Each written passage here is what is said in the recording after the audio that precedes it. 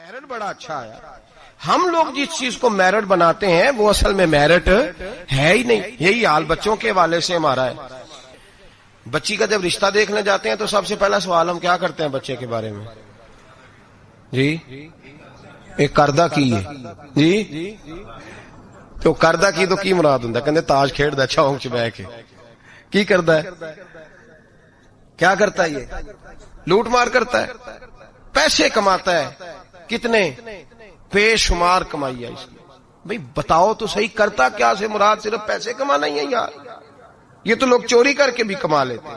پیسے کمانا تو اتنا بڑا مسئلہ ہی نہیں رہا. جتنا بڑا دھوکے باز ہو اتنا بڑا مالدار ہوتا ہے اس زمانے میں. کرتا کیا ہے پہلا سوال, اس کا ترجمہ کیا ہے ہماری زبان میں کہ پیسے کتنے کماتا ہے؟ بڑی اچھی سیلری ہے جی بچے کی. بچے کا اخلاق بھی پوچھو, اخلاق بھی پوچھو. ایک خاتون میرے پاس آئی تعویذ لینے, تو ضد کرنے لگی, گھر والوں سے کہنے لگی نہیں میرے ساتھ کوئی ہے تو نہیں, پر ان سے کہے میری 2 منٹ میری داستان تو سن لیں. تو میں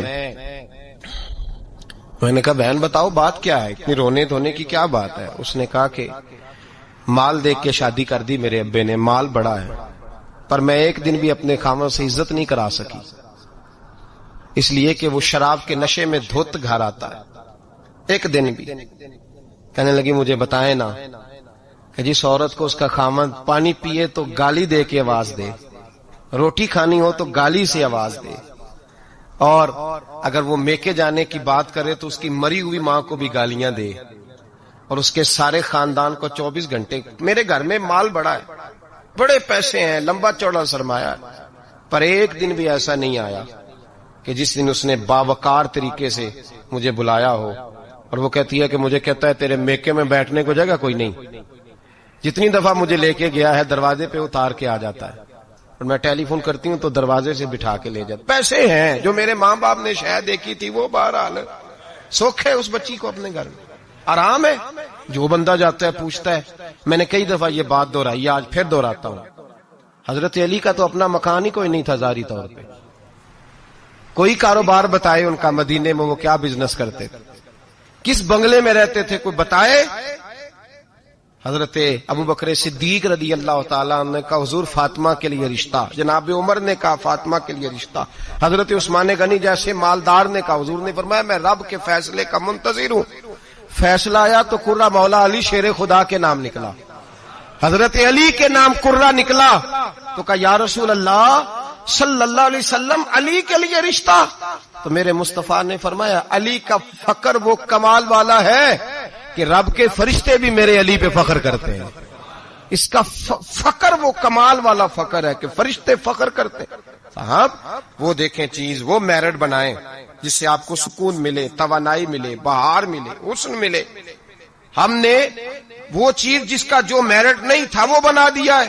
اور میں کہہ چکا ہوں محبت اور ہوتی ہے اور میرٹ قابلیت اور ہوتی ہے. کسی سے پیار ہونا اور بات ہے, اور کسی کا اس جگہ کے لیے قابل ہونا یہ اور بات ہے. اولاد سے پیار ہوتا ہے کہ نہیں انسان کو؟ بچے بڑے پیارے ہوتے ہیں, ماں بڑا پیار کرتی ہے, لیکن باپ کی محبت کو بھی کوئی نہیں تول سکتا. زندگیاں باپ ہی گزار دیتا ہے پردیس میں اولاد کے لیے. صبح سے شام تک دھوپ میں باپ ہی کھڑا ہوتا ہے اولاد کی خاطر. باپ جدوجہد کرتا ہے, زندگی جوانی دیتا ہے اولاد کو.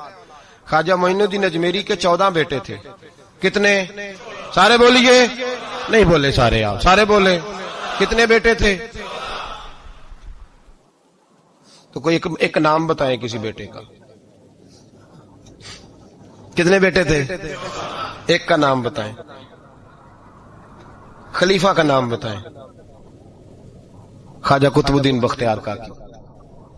بیٹے کا کسی کو نہیں پتا, خلیفہ کو دنیا جانتی. حضرت خواجہ قطب الدین یہ خلیفہ ہیں. ان کا نہیں دل کرتا تھا جاتی دفعہ پگڑی باندھ جاؤں بیٹے کو, بیٹا مسجد میں بھی تو رہنا, آستانے پہ بھی تو رہنا, مدرسہ بھی تیرا, ہر شے تیری. لیکن بیٹے کو دستار باندھ کے انہوں نے محبت نہیں دیکھی, معیار دیکھا. بڑے بڑے مرکز تباہ ہو گئے, نااہل بچے بیٹھ گئے, نااہل. کوئی عالم, کوئی صوفی, کوئی اچھا آدمی اگر کام کرنا چاہتا ہے اسے نئے سرے سے بنانی پڑتی ہے آج ہے, نئے سرے سے. اور ہمارے ہاں تو سیاست اس قدر بری ہو گئی ہے کہ لوگ یہ نہیں دیکھتے کہ معیار کیا ہے. یہ نہیں دیکھتے کہ میرٹ کیا ہے، کہتے ہیں نہیں یار یہ ہمارے بڑوں کا ادارہ ہے، ہم نے یہیں جانا ہے، وہاں کون بیٹھا ہے خدا جانے۔ لوگ مخالفت کرتے ہیں شدت کے ساتھ۔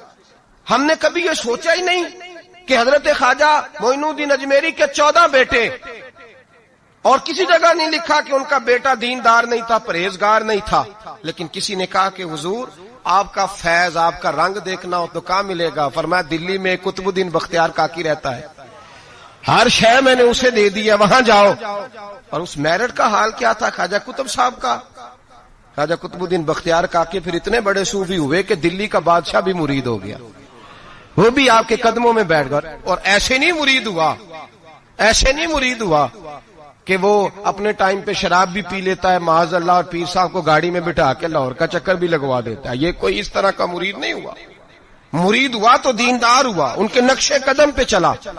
ہمارے ہاں زمانے میں لوگوں نے پیر بھی رکھے ہوتے ہیں اور بدماش بھی رکھے ہوتے ہیں، دونوں چیزیں۔ وہ جمعے والے دن پیر صاحب کو سلوٹ کر لیتے ہیں، ہفتے والے دن کسی ایم پی اے گنڈے کے ڈیرے پہ بھی جا کے بیٹھ جاتے ہیں۔ سارا کچھ ہی رکھا ہوا ہے ہم نے، معاذ اللہ۔ یہ کیسا انداز! جو درویشوں کے ڈیرے پہ آئے پھر بدل گئے، پھر ان کے اندر کوئی کسی قسم کی غیر شرعی حرکت نہ رہی۔ حضرت خواجہ قطب الدین بختیار کاکی کا مرید تھا تو کس طرح کا مرید تھا؟ خواجہ قطب صاحب نے انتقال کے وقت وصیت فرمائی تھی، فرمایا میرا جنازہ وہ پڑھائے کہ جس نے جب توبہ کی تو پھر دوبارہ اس کی نظر سوائے اپنی بیوی کے کسی اور بیوی پہ بری نظر گئی نہیں، نظر بھی نہیں گئی، باقی چیزیں تو دور رہی۔ اور دوسری، جب سے توبہ کی پھر اس کے حلق سے دوبارہ حرام کا لقمہ نہ اترا ہو۔ اور پھر تیسری بات، جب سے توبہ کی فرض نمازیں تو اپنی جگہ رہی، اس نے کبھی تہجد بھی نہ چھوڑی ہو، وہ میرا جنازہ پڑھائے۔ جب خواجہ صاحب یہ اعلان کر رہے تھے نا تو آپ کا ایک مرید تھا، اس کے پاس ایک دنیا دار بیٹھا تھا، کہنے لگا بابے نے بڑا ہی اعلان کر دیا ہے، میرٹ کو بڑا ہی رکھ دیا ہے۔ چلو ٹھیک ہے، بات ان کی صحیح ہے، درویش ہے، پر اتنا بڑا میرٹ ہی رکھ دیا۔ تو وہ درویش نے اس دنیا دار کا ہاتھ پکڑ کے جھنجھوڑا، فرمایا چپ کر، میرا پیر جو بات کرتا ہے سوچ سمجھ کے کرتا ہے۔ اگر انہوں نے یہ بات کیا تو انہوں نے ایسا بندہ کوئی تیار بھی کیا ہوگا انشاءاللہ، اگر کہہ رہے ہیں تو ان کی تیاری بھی انشاءاللہ ان کی تیاری بھی ہوگی، انہوں نے تیار بھی کیا ہوگا، ایسا فرد نکلے گا۔ خواجہ قطب الدین کا انتقال ہوا، جنازے کی چارپائی رکھی ہے، اعلان ہوا جس میں 3 خوبیاں باہر آ جائیں۔ بڑے بڑے صوفی گردنیں جھکا کے کھڑے رہے۔ 5ویں سب سے دلی کا بادشاہ نکل کے آیا، باہر نکلا، ہانپتا کامتا روتا، کہنے لگا اگر میرے شیخ کا اعلان نہ ہوتا تو میں اپنا ظاہر نہ کرتا۔ مسلمانوں، جس کا میں جنازہ پڑھانے آیا ہوں اس نے اتنا رنگ میرے اندر بھرا ہے، اتنا رنگ بھرا ہے کہ جب سے توبہ کی ہے پھر غیر محرم کا کبھی دماغ میں خیال بھی نہیں آیا، اور جب سے توبہ کی ہے پھر بادشاہ نے کھجور کی چھال کی ٹوپیاں بنا بنا کے بیچی ہے، ان ٹوپیوں کی روٹی کھائی ہے، انہی کا کپڑا پہنا ہے، کبھی مال خزانہ کا ایک لقمہ گھر میں داخل نہیں ہونے دیا۔ اور فرمایا اگر میرے شیخ نے اعلان کیا ہے تو بتا رہا ہوں کہ پہلے دن جب میں قطب الدین کے ہاتھ میں ہاتھ دینے آیا تھا تو تہجد کا وعدہ لیا تھا، 30 سال گزر گئے، جب تہجد کا وقت آتا ہے تو عرش کا مالک مجھے خود ہی بیداری عطا فرما دیتا ہے، اور میں نے چھوڑی نہیں۔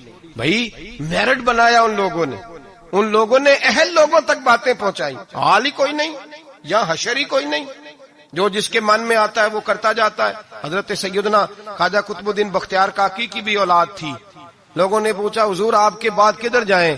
فرمایا پاک پتن میں فرید الدین کو بٹھا دیا ہے میں نے، وہاں بٹھا دیا ہے۔ یہاں تو نسل در نسل سجادگی چلی آ رہی، ایک کے بعد دوسرا، دوسرے کے بعد تیسرا، تیسرے کے بعد چوتھا، صاحبزادے ہی صاحبزادے، باقی بار کچھ ہے ہی نہیں۔ کہا میں نے بٹھا دیا ہے فرید الدین مسعود گنج شکر کو۔ بابا فرید کے بچے بڑے زبردست لوگ ہوئے، حضرت موج دریا ایک بڑے کمال صوفی تھے، لیکن اگر کوئی آ کے بابا فرید صاحب سے پوچھتا کہ حضور آپ کے بعد دیکھنا ہو تو کسے دیکھیں، تو فرمایا دلی میں نظام الدین محبوب الہی بیٹھا رہتا ہے، اس کے پاس جانا۔ ان لوگوں نے یہ نہیں دیکھا کہ اولاد سے پیار ہے تو اب جو جہاں بیٹھنے کا اہل نہیں اسے بٹھا دیا جائے۔ حضرت ابو بکر صدیق رضی اللہ تعالیٰ عنہ کے صاحبزادے سارے صحابی ہیں، مجاہد ہیں، نبی پاک کے دین کے غازی ہیں، لیکن حضرت ابو بکر جاتی دفعہ بیٹا نہیں بٹھا کے گئے، کس کو بٹھایا؟ نام لیں آپ کو ثواب ہوگا۔ ان کا بھی نام لینا سیکھ جائیں. چلے اللہ خیر کرے گا. اللہ کرے ان کے نام لینے سے نا حضرت عمر کے نام سے تو حرارت پیدا ہوتی ہے روح میں. دوسرا حضرت ابوبکر کس کو بنا گئے؟ ان کے بیٹے کا پتہ کیا حال ہے؟ حضرت عمر کے بیٹے کو نبی پاک صلی اللہ علیہ وسلم نے فرمایا عمر تیرا بیٹا نیک آدمی ہے، راجل صالح، تیرا بیٹا. اور مفتی تھے جناب عبداللہ ابن عمر. مدینے کے لوگوں نے فتویٰ لینا ہوتا تھا تو عبداللہ ابن عمر سے لیتے تھے.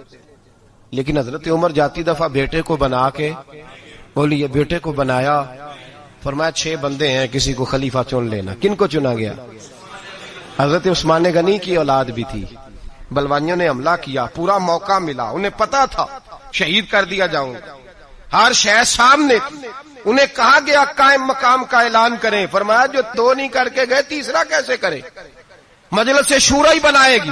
مولا کائنات شیر خدا علی المرتضیٰ ان کے بعد آئے. امت مسلمہ میں بغیر میرٹ کے اگر آیا تو صرف یزید آیا، وہ بغیر میرٹ کے آیا.